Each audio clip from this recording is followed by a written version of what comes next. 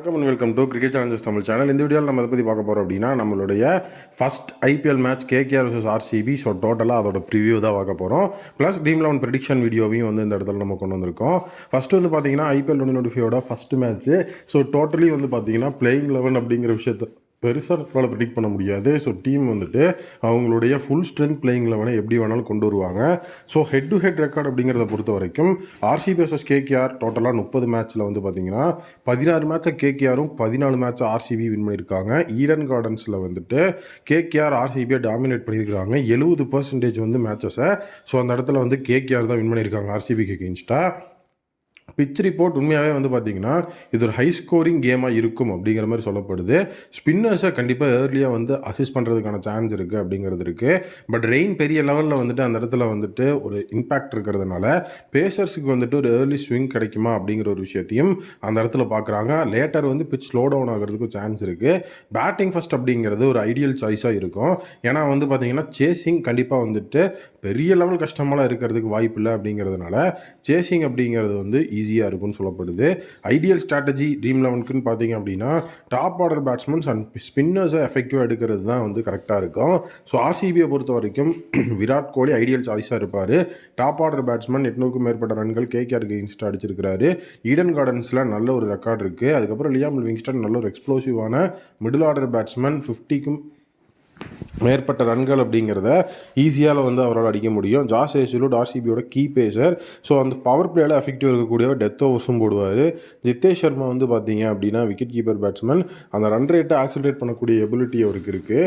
புவி அந்த இடத்துல ஸ்விங் அப்படிங்கிறது ஒரு விஷயமா இருக்கிறதுனால கண்டிப்பாக இவரும் இன்லைனில் வருவார். ஸோ நெக்ஸ்ட் வந்து பார்த்தீங்க அப்படின்னா ஸோ அந்த இடத்துல ஸ்பின்னர்ஸுக்கு அட்வான்டேஜ் இருக்கும் அப்படிங்கிற மாதிரி சொல்கிறாங்க. So Rajat Patidar versus spinners அப்படிங்கிற விஷயத்தை வச்சு ஸோ நம்ம ரஜத் படிட்டரை பிக் பண்ணலாம். நெக்ஸ்ட்டு வந்து KKR. So Sunil Naren Andre Russell இவங்க ரெண்டு பேரும் வந்து பார்த்தீங்கன்னா எஃபெக்டிவாக இருப்பாங்க. சுனில் நரேன் ஒரு டாப் ஆர்டர் பேட்ஸ்மேன் ப்ளஸ் வந்து பார்த்தீங்கன்னா ஸ்பின்னர் நல்ல ஒரு ரெக்கார்டு ஆர்சிபிக்கு எகெயின்ஸ்டாக இருக்குது.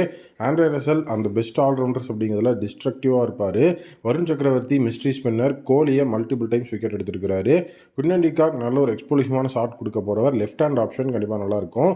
ஸோ அதுக்கப்புறம் ரிங்கு சிங் வந்து பார்த்தீங்க அப்படின்னா ஃபினிஷர். ஸோ டோட்டலி வந்து பார்த்தீங்கன்னா ப்ரெஷர் மூமெண்ட்ஸில் 6 அடிக்கக்கூடியவர்.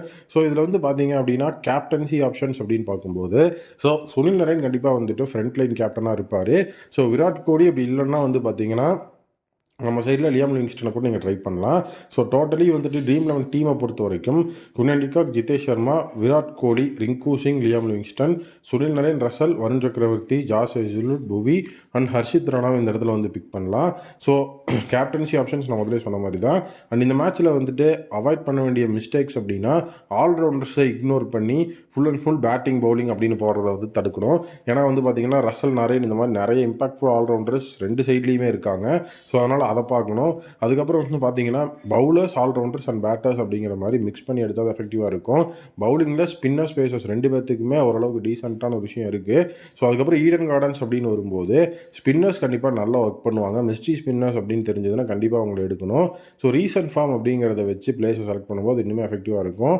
பவர் பிளே பவுலர்ஸ் கண்டிப்பாக வந்துட்டு பார்த்தீங்கன்னா ஏர்லி விக்கெட்ஸ் எடுக்கும்போது ரொம்ப நீட்டான ஒரு விஷயமா இது இருக்கிறதுக்கு வாய்ப்பு இருக்குது.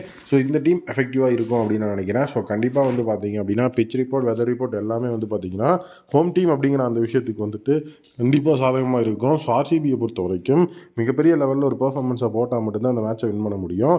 நீங்கள் என்ன நினைக்கிறீங்க அப்படிங்கிறத கமெண்ட் செக்ஷனில் மறக்காமல் சொல்லுங்கள்.